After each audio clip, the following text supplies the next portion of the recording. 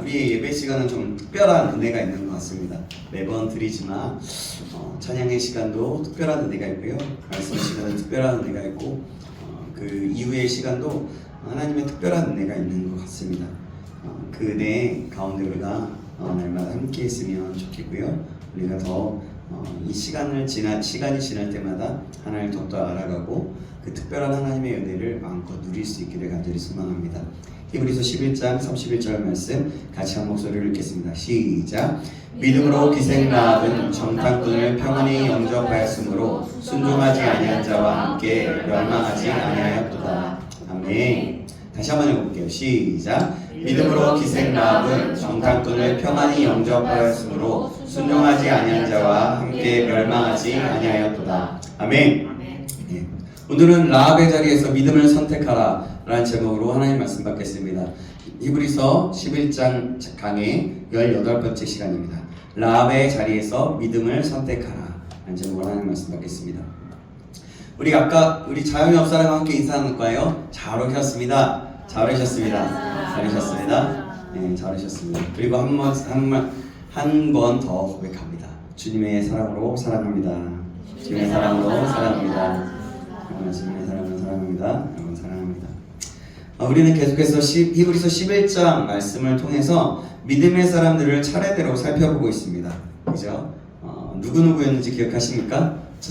아벨, 그리고 에녹, 그리고 노아, 그리고 아브라함, 또 가들, 이삭, 야곱, 요셉, 모세까지 이렇게 등등 계속해서 하나님 말씀 받고 있어요. 한 사람 한 사람을 통해서 또 여러 시간들을 보내기도 하고요. 또 이렇게 한 번에 걸쳐서 말씀을 듣기도 합니다. 이들은 누구나 고개를 끄덕일 만한 유명한 사람이죠. 설명 필요 없고 말할 필요가 없는 믿음의 거장들입니다. 한 사람 한 사람의 이름만 불러도 그 사람 교회에 한 몇 년만 다녀봐도 그냥 들을 뻔한 사람들이죠. 그런 떠오를 만한 인물들이고요. 그런데 그들의 모습을 살펴보면 그냥 인간에 불과했고 전혀 믿음의 사람인 것 같지 않았던 시절들도 너무나 많이 있었습니다. 그들의 처음의 시작은 대부분 그랬고요. 그게 저희들과 전혀 다르지 않았던 사람들입니다. 그런데 그들은 항상 중요한 순간에 결단하는 믿음과 순종하는 믿음, 하나님이 이끄실 것이라는 믿음이 있었어요. 그래서 오늘도 이렇게 믿음의 사람이라고 불림을 받고 있는 것입니다. 오늘은 또 다른 인물입니다. 우리가 전혀 예상하지 못했던 인물인데요. 자, 오늘 읽었던 누굴까요? 라합입니다. 그렇죠. 근데 히브리서 기자가 참 믿음의 전당 한가운데 너무나도 생각하기에 너무나 낯설 것 같은 그런 사람, 바로 기생 라합이라는 그 여자를 소개하고 있어요. 믿음의 사람이라고. 이방이었을 뿐만이 아니라 기생이었습니다. 신앙의 배경도 도덕적인 어떠한 이력도 좋은 것이 없었어요. 종교적인 조건도 전혀 갖추지 못했던 사람이었습니다.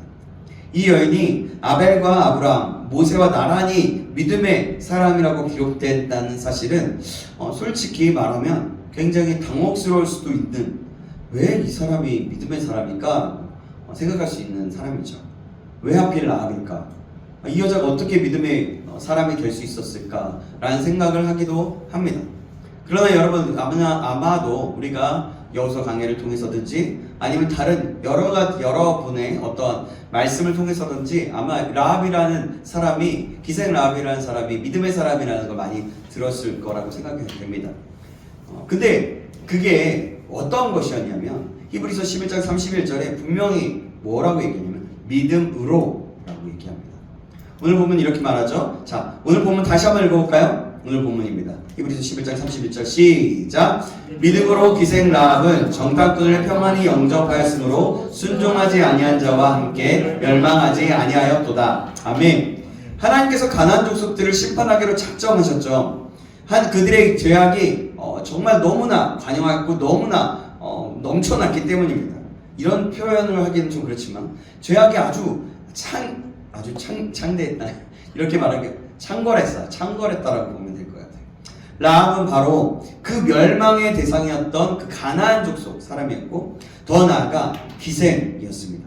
정확히 말하면 창녀였어요. 지금으로 말합니다. 그런데 하나님은 멸망의 그 한복판에서 그 여인 한 사람을 건져내시면서 얘기합니다. 성경은 그 이유를 한마디로 설명하죠. 라합이 믿음으로 구원을 받았다는 것입니다. 성경이 라합을 소개할 때마다 늘 같은 표현을 사용합니다. 기생 라합. 이 표현은 그녀를 낙인찍기 위함이 아니었어요. 그 하나님을 만나기 전에 그 사람 라합이 어떤 사람이었는지를 분명히 보여주기 위함이었습니다. 그래서 기생 라합이라고 한 거예요. 그러니까 원어로 이 기생이라는 말은 되게 좀 어떻게 보면 되게 좀 좋은 표현, 다른 표현으로 말할 수 있지만 실제 기생이라는 말이 원어에 더 충실하게 되면 바로 아까 얘기했던 창녀입니다. 우리가 감히 미화할 수 없는 과거, 숨기고 싶은 인생의 이력이라고 볼 수 있겠죠. 그래서 이력서를 쓸 때 기생이라고 쓸 수가 없잖아요.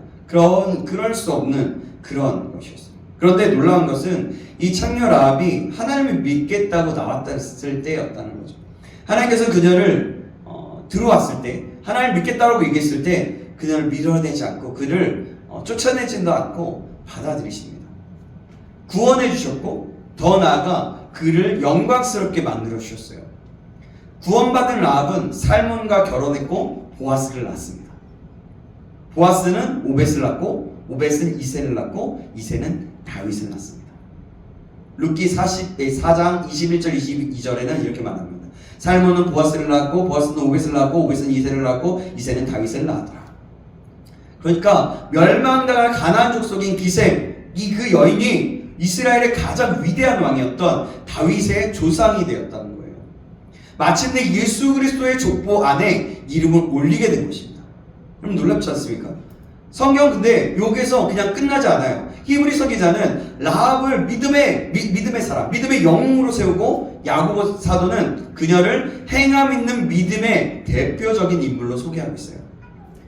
이 말씀도 그때 라합을 화상과할 때 들었는데요. 야고보서 2장 25절 26절 말씀 제가 읽겠습니다. 또 이와 같이 기생 라합이 사자들을 접대하여 다른 길로 나가게 할 때에 행함으로 의롭다 하심을 받은 것이 아니냐. 영혼 없는 몸이 죽은 것 같이 행함이 없는 믿음은 죽은 것이니라. 바로 행함에 대해서 얘기하면서 말로만 한 것이 아니라 기생 라합은 행함으로 믿는 사람이었다는 겁니다. 그녀의 믿음은 어땠냐면 위험을 감수하는 선택을 했던 거예요. 삶의 방향을 바꾸었습니다. 내가 이 길로 이 창녀의 길, 이 악한 길로 또 나쁜 길로 가다가 정말 소식을 듣고 바꾼 거예요. 180도. 그래서 성경에서 그래서 계속해서 기생 라합이라고 부른 이유에 대해서 장로교를 탄생하게 했던 존 칼빈은 이렇게 말했습니다. 창녀라는 칭호는 하나님의 은혜의 크심을 설명하고 있다라고 말했죠. 이 말은 로마서 5장 20절을 떠올리게 되는데요. 죄가 더한 곳에 은혜가 더욱 넘쳤나니 라고 기록되어 있습니다. 라합의 과거가 어두웠기 때문에 하나님은 더 밝게 나타내신 거예요. 빛나게 하셨던 거죠. 그녀의 죄가 깊었기 때문에 하나님의 용서는 더 놀랍게 드러난 것입니다. 과거에 부정하고 부끄러운 삶을 살았던 라합이 하나님께로 돌아왔을 때에 하나님은 그녀를 정죄하지 않으셨어요. 그녀를 품으셨고 그녀를 높이셨고 그녀를 사용하신 겁니다. 저는 이 말씀을 묵상할 때마다 하나님의 사랑과 은혜가 얼마나 큰지를 묵상하게 되는 것 같아요. 그래서 가슴이 뜨거워집니다. 사랑하는 여러분, 하나님께서 라합에게 베푸신 은혜는 과거의 어떤 믿음의 사람만의 이야기, 성경의 이야기만이 아니라는 겁니다. 하나님께서는 나 같은 죄를 받아주시고 또 저와 여러분과 같은 연약한 사람들을 포기하지 않으신 것도 이와 다르지 않다는 겁니다. 큰 은혜라는 거예요. 상관없다는 거예요. 우리는 이 은혜 앞에서 묻지 않을 수 없는 질문이 떠오르게 됩니다. 그러면 나의 마음은 이 사랑 앞에서 아직도 뜨거운 것인가? 아직도 이 사랑을 생각할 때에 정말 그 놀랍다라는 그 은혜와 그 고백이 나오는가?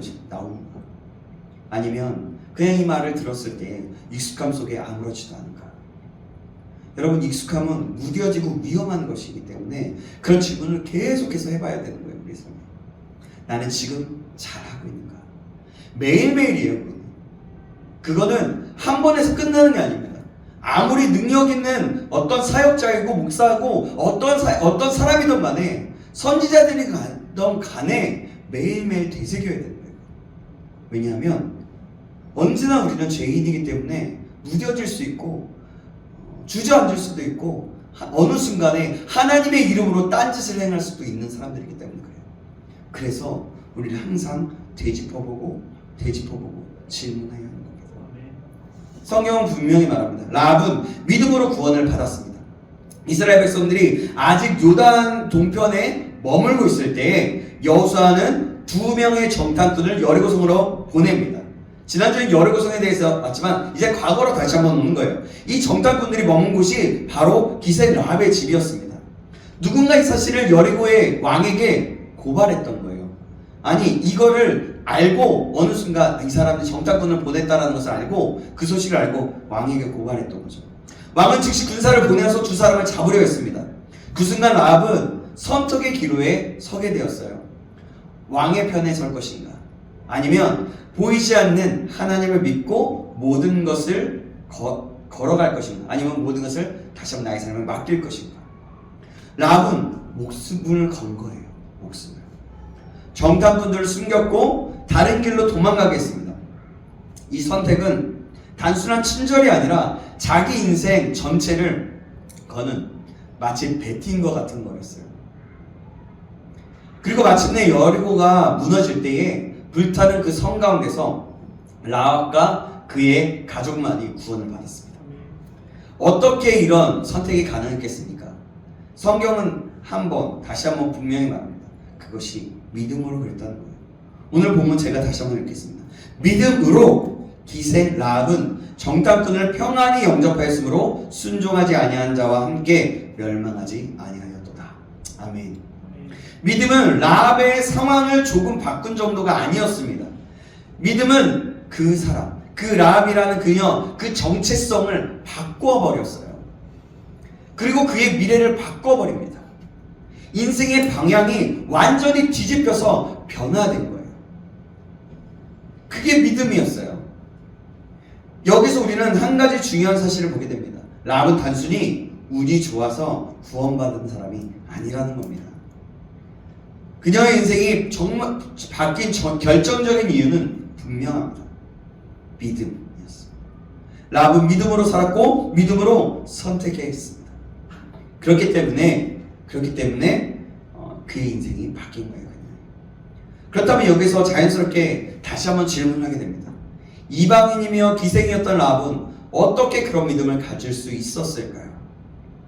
모든 사람들이 두려움 속에 무너져 가던 그 성에서 어떻게 라합만은 멸망이 아니라 구원을 선택할 수 있었을까요? 이 질문을 통해서 우리는 믿음이 어디서 시작되는가, 그리고 어떤 믿음이 사람을 살리는가를 분명하게 확인하게 됩니다. 잘 보세요. 성경은 한 가지 분명히 말합니다. 우리가 믿음을 갖게 되는 유일한 근거가 있다는 거예요. 그게 뭐냐면 여러 목사님들과 여러분들이 말씀하시는 겁니다. 하나님의 말씀입니다. 하나님의 말씀. 사람의 어떠한 성품이나 어떠한 환경이나 종교적인 어떤 분위기가 믿음을 만들어내는 것이 아니에요. 그것은 잠깐 분위기를 잠깐 만들다가 금방 없어지는 거예요. 그러지 못한다는 거예요. 그래서 로마서 10장 17절은 이렇게 말씀합니다. 믿음은 들음에서 나며 들음은 그리스도의 말씀으로 말미암았느니라. 아멘. 말씀을 듣지 않고서는 아무도 참된 믿음에 이룰 수 없게 된다는 거예요. 그래서 믿음은 언제나 말씀에서 시작되고 말씀 위에 세워진 믿음만이 끝까지 우리를 붙잡고 하나님을 붙잡고 갈 수 있는 그런 힘이 된다는 겁니다. 그런데 여기서 한 가지 또한 질문이 생깁니다. 라합이 이방인 여인이었어요. 이스라엘의 율법도 배운 적이 없고 회당에서 말씀을 들은 적도 없습니다. 그렇다면 라합은 어떻게 하나님의 말씀을 들었을까요? 라합이 들은 말씀은 직접적인 어떠한 누구의 설교가 아니라, 말씀이 아니라 하나님께 대한 소문이었어요. 여호수아 2장 9절에서 11절에 라합은 이렇게 고백합니다. 하나님께서 애굽에서 하신 일, 홍해를 가르신 사건과 광야에서 강한 왕들을 무너뜨리신 이야기들이 이미 여리고성 안에 널리 퍼져 있었다는 거예요. 그래서 모두가 마음이 녹았고 두려워했다는 겁니다. 라합이 그 얘기를 들었다는 거예요. 그 소문을. 근데 라합만 들은 것이 아니에요. 뭐라고 해요? 광야의 강한 왕들을 무너뜨리신 이야기들이 이미 여리고성 안에 널리 퍼져 있다라고 이미 모든 사람들이 들었다는 거예요. 가나안 족속들이 이 소문을 듣고 있었다는 겁니다. 그들도 하나님이 어떤 분이신지 분명히 알았어요. 그들도 하나님의 능력을 두려워했습니다. 하지만 중요한 차이가 있어요. 그들은 듣기만 했고 두려워하기만 했고 라합은 믿었다는 거예요. 하나님께서는 가나안 족속들을 즉시 멸하지 않으셨습니다. 무려 400년이라는 시간을 기다리셨어요.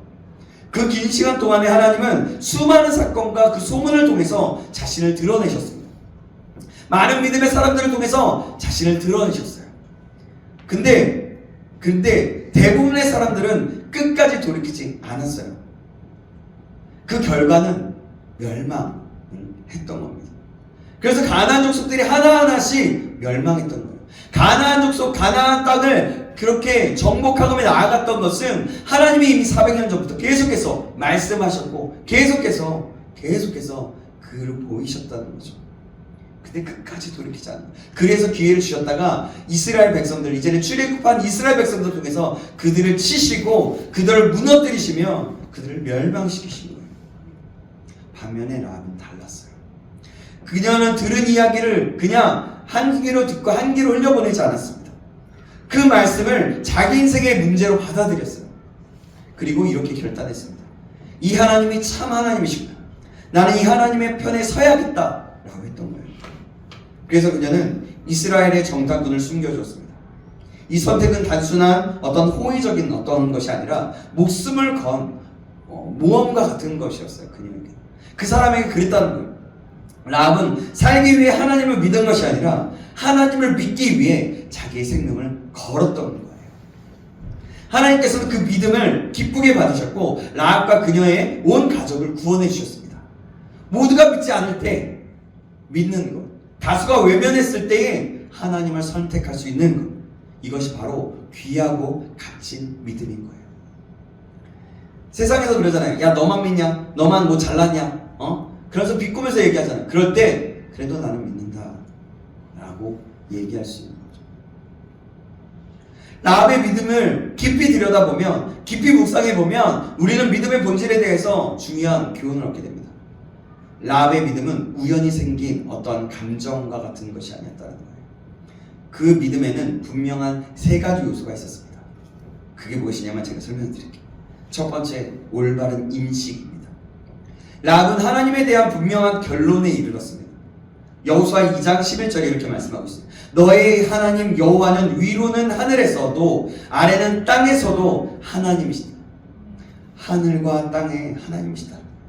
가나안 땅에는 수많은 신들이 있었습니다. 우상과 무속과 두려움과 미신이 뒤섞인 그런 환경이었어요.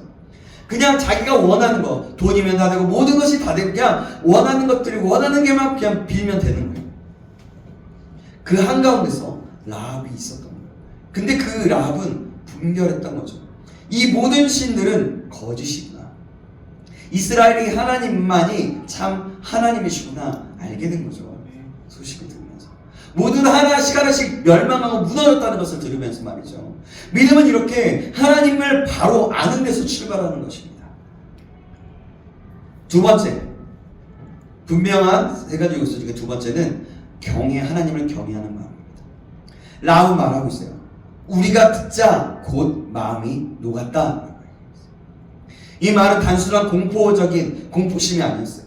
하나님의 거룩함 앞에서 자신을 돌아보는 마음이었던 거예요. 하나님을 가볍게 여기지 않는 그런 태도였습니다. 오늘날 많은 사람들이 하나님을 안다고 말하지만 하나님을 두려워하지는 않습니다. 하나님 아주 쉽게 생각하는 경우가 많이 있어요. 특별히 우리 젊은 사람들은 더 그렇죠. 아니, 기성세대들도 마찬가지입니다. 이제는 익숙해져서 은혜와 사랑, 그런 어떤 공의 하나님보다 그것만 듣다 보니 어느 순간 하나님을 굉장히 쉽게 여기는, 싸구려처럼 여기는 그런 신앙을 가진 사람들이 너무나 많이 있다는 거예요. 그러나 하나님을 두려워하지 않는 믿음은 결코 온전한 믿음이 아닌 겁니다. 여러분 이 사실 기억하시기 바랍니다. 그럼 세 번째, 의지적인 결단과 순종입니다. 뭐라고요? 의지적인 결단과 순종입니다. 여기까지가 가장 중요합니다. 자, 야고보 사도는 이렇게 말합니다. 귀신들도 하나님이 한 분이신 줄 알고 떤다라고 말합니다. 마귀도 하나님이 누구신지를 알고 그 능력을 두려워합니다. 그러나 마귀에게 믿음이 있다고 말하지는 않습니다. 그렇지 않아요? 왜 그렇습니까? 알고 두려워하지만 순종하지 않기 때문에 그래요. 순종하지 않고 대적하고 피하고 오히려 다른 사람들 구원받을 사람들을 더 악의 구렁텅이로 빠지게 해요. 구원받지 못하게 하는 그런 모습이 있기 때문에 라합의 믿음은 여기서 달랐던 거예요. 그 귀신과 같은 교만함과 악함이 있지 않았다는 거예요. 순종하지 않는 마음이 아니었다는 거죠. 그녀는 알고 두려워했고 마침내 행동으로 옮기는 순종에 이르기까지 옮기는 사람이 되는 거예요. 정탐꾼을 숨겨주고 다른 길로 도망가게 했습니다. 이 행동은 그녀의 믿음이 진짜라는 증거를 보였던 거예요. 생각해보세요. 자신의 목숨이 달려있어요. 자신의 목숨. 그래서 그녀는 그 목숨을 걸 만큼 했다는 거죠. 그래서 우리는 믿음을 이렇게 정리할 수 있어요. 믿음은 전인격적인 결단이라는 겁니다. 뭐라고요? 전인격적인 결단.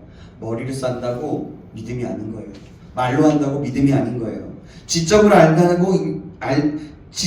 알고 인정하고 하는 것이고, 감정적으로 사랑하고 하나님을 경외하는 것이에요. 그리고 하나님의 말씀에 의지적으로 순종하는 것입니다.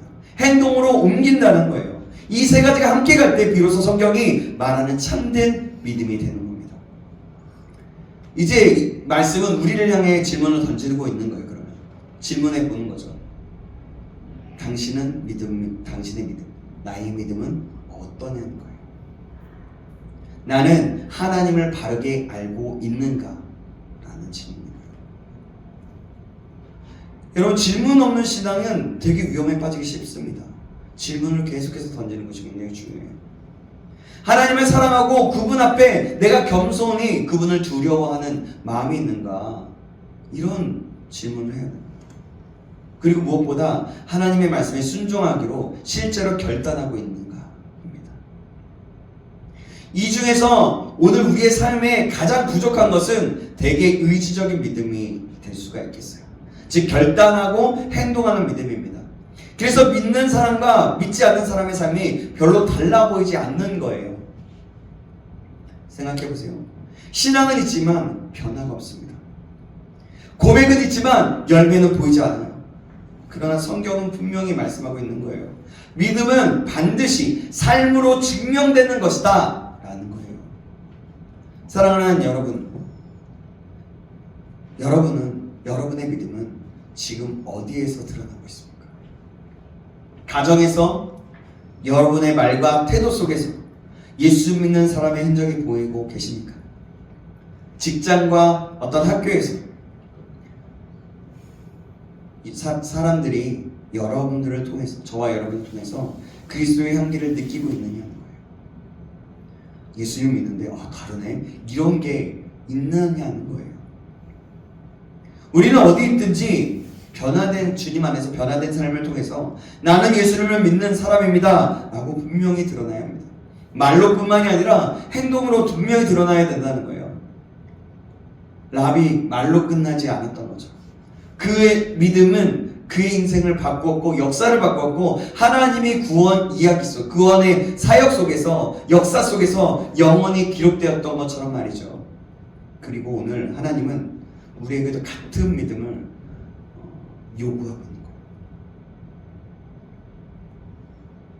라합은 믿음으로 구원을 받았을 뿐만이 아니라 그냥 혼자만이 아니라 그의 온 가족과 함께 구원을 받은 은혜를 경험했습니다.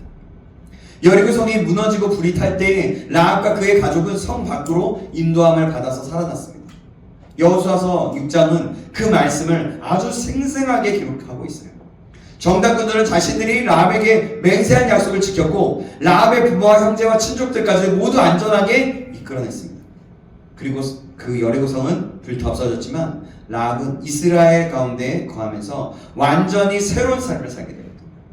이스라엘 백성들과 함께. 이 장면은 여러분 생각해 보세요. 이 성경의 말씀들은 단순한 과거의 어떠한 한 사건, 어떠한 이야기가 아닙니다. 어느 날 우리도 이 세상이 불에 타는 것을 보게 될 것이라고 말씀합니다. 성경은 그렇게 말하고 있어요. 베드로 사도는 이렇게 증언합니다. 이 하늘과 땅은 마지막 심판의 날까지 보존되었다가 불로 사라지게 될 것이며, 그러나 하나님의 약속을 붙드는 사람들은 의가 거하는 새 하늘과 새 땅을 바라보게 될 것이다 라고 말합니다. 여리고성에 불탈 때 믿음으로 선택한 라합과 그 가족만이 살아남았던 것처럼 마지막 날에도 진정한 믿음을 가진 사람은 심판을 넘어서 구원에 이르게 될 것이라는 겁니다. 라합은 단지 살아남은 정도의 구원을 받은 것이 아닙니다. 그녀는 하나님의 백성으로 완전을 받아들였고 마침내 예수 그리스도의 족보에까지 이름을 올리는 놀라운 영광을 누리게 되었습니다. 회개한 죄인을 향한 하나님의 사랑이 얼마나 크고 놀라운지 우리는 다시 한번 여기서 분명하게 다시 한번 보게 되는 거예요. 아무리 죄가 많아도, 아무리 실패가 깊어도, 실패가 많을지라도, 아무리 인생이 무너진 사람이라고 할지라도, 완전 저기 그 바닥까지 간 자라고 할지라도, 어느 자리에 있어도 진정으로 믿고 하나님께 돌아오기만 하면 하나님은 얼마든지 받아주시고 회복시키시고 영광스럽게 사용하신다라는 겁니다. 저와 여러분 이 사실을 기억하시기 바랍니다. 이 사실을 기억할 뿐만이 아니라 정말 의지적으로 영광, 그 모든 지정의 모든 것들을 통해서 믿게 되는 역사할 길을 주님의 이름으로 축원합니다.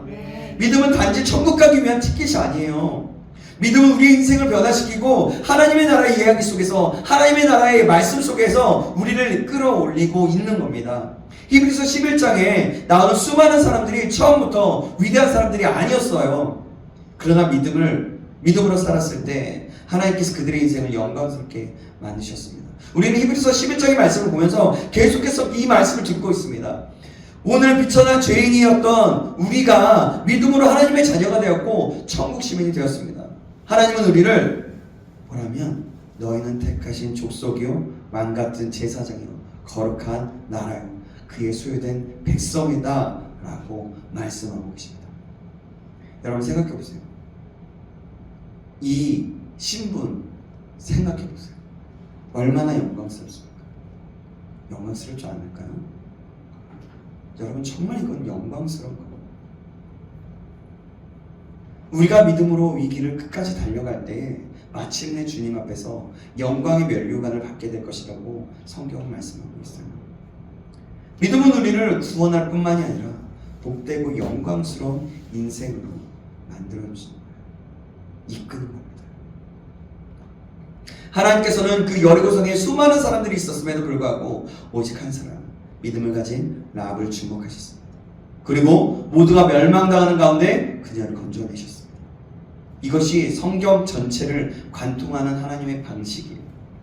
수많은 사람들이 예수님을 애워싸고 몰려다닐 때에 주님은 그 중에서 주님의 옷자락만 만져도 낫겠다고 믿었던 한 여인을, 그 한 여인의 믿음을 즉시 알아보셨습니다. 옷자락을 만질 때 주님의 능력이 나는 거예요. 그리고 이보다 더 큰 믿음이 없다라고 얘기해요. 심지어 골고다 언덕, 그 십자가 위에 극한 그런 상황 속에서도 주님은 회개하며 자신을 의탁한 한 강도의 그 믿음을 놓치지 않고 너가 오늘 내가 나와 함께 낙원에 있으리라 라고 말씀하십니다. 언제나 하나님은 믿음 있는 사람을 찾으십니다. 하나님이 찾으시는 사람, 예배자이고 다지만 믿음의 사람은 하나님이 찾으십니다. 조건을 보지 않으시고 과거를 먼저 묻지 않으시는 하나님이십니다. 오직 지금 이 시간 now 현재 하나님을 신뢰하며 나오는 믿음을 보신다는 거예요. 그래서 믿음 있는 자는 구원을 받고 회복을 경험하고 하나님의 복과 영광을 누리게 된다는 거예요. 사랑하는 여러분, 저와 여러분이 어떤 상황에 있든지, 과거에 어떤 선택을 했든지, 지금 인생이 얼마나 엉켜있고 얼마나 무너져 있는 것처럼 보일지도 모르지만, 그때든지 진정한 믿음으로 하나님 앞에 나아가시기 바랍니다. 자비로우시고 신실하신 하나님은 오늘도 믿음으로 나오는 한 사람을 기꺼이 받아주십니다. 라합을 받아주셨던 것처럼 그 하나님께서 오늘도 동일하게 우리를 부르시고 계십니다. 그래서 라합의 자리에서 믿음을 선택하라 라고 말씀하고 계십니다.